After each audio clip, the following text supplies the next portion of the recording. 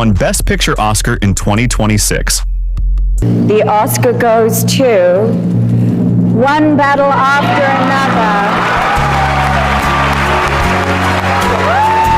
The night's biggest honor, the Best Picture, went to One Battle After Another, a win that felt like a massive cultural moment. Produced by Paul Thomas Anderson, 2026 চনৰ Oscar শেষ হৈ গ'ল। পৃথিৱীয়ে উদযাপন কৰিছে চিনেমাক।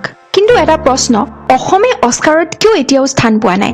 এইবাৰ 2026ৰ অস্কাৰত এটা ডাঙৰ কথা পোহৰলৈ আহিল, ভাৰতৰ এখন ছবিয়েও ফাইনেল নমিনেশ্যনলৈ গৈয়ে নাপালে। 80খনতকৈও বেছি দেশে প্ৰতিযোগিতা কৰে এই অস্কাৰৰ বাবে, কিন্তু মাথো 5খন ছবি বাছনি কৰা হয়। গতিকে প্ৰতিযোগিতাৰ জটিলতা কিমান? এতিয়া ইণ্ডিয়ান অৰিজিন ফিল্ম মেকাৰসকলে বিশ্বত নাম কৰিছে, কিন্তু ভাৰতীয় চিনেমা, বিশেষকৈ ৰিজনেল চিনেমাবোৰে এতিয়াও ষ্ট্ৰাগল কৰি আছে। অসমত প্ৰতিভাৰ কোনো অভাৱ নাই, চিনেমা বনোৱা হয়, গল্পবোৰো বহুত শক্তিশালী। ভিলেজ ৰকষ্টাৰ্ছ এই ছবিখনকো ভাৰতৰ পৰা অস্কাৰলৈ পঠোৱা হৈছিল। এই ছবিখনৰ জৰিয়তেই দেখা পোৱা যায় যে অসমত ৱৰ্ল্ড ক্লাছ গল্প আছে। ৰৈ ৰৈ বিনালেৰ দৰে ছবিয়ে অসমত ৰেকৰ্ড ভাঙি পেলাইছিল। মানুহে পুৱা 4 বজালৈকে থিয়েটাৰত গৈছিল।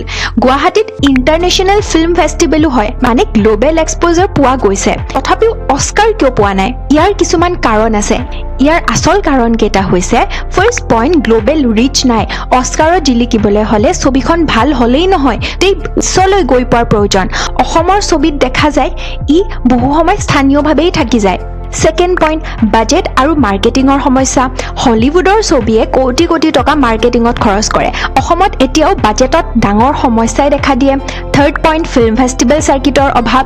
অস্কাৰলৈ যোৱাৰ পথ হৈছে কিছুমান ডাঙৰ ডাঙৰ ফেষ্টিভেল, যেনেকৈ বাৰ্লিন, টৰণ্টোৰ দৰে ফেষ্টিভেল। এইবোৰত নাম নাথাকিলে চান্স বহুত কম। ফ'ৰ্থ পইণ্টটো হৈছে ইণ্ডাষ্ট্ৰী ষ্ট্ৰাকচাৰ বহুতেই দুৰ্বল। অসমত এতিয়াও ফিল্ম ইণ্ডাষ্ট্ৰী বেছি অৰ্গেনাইজ নহয়। কেতিয়াবা লোকেল এৱাৰ্ডতো অসমত বিতৰ্ক দেখা যায়। Fifth point, content versus presentation gap.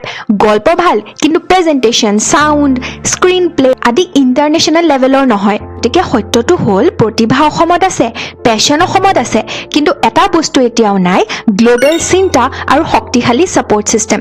যেতিয়ালৈকে আমি মাথো লোকেল ভাবিম, তেতিয়ালৈকে গ্ল'বেল ষ্টেজ আমাৰ পৰা বহুত দূৰত থাকিব। কিন্তু যিদিনা অসমীয়া চিনেমাবোৰ বিশ্বৰ বাবে বনোৱা হ'ব, সেইদিনাই অস্কাৰো আমাৰ অসমৰ পৰা দূৰত নাথাকে।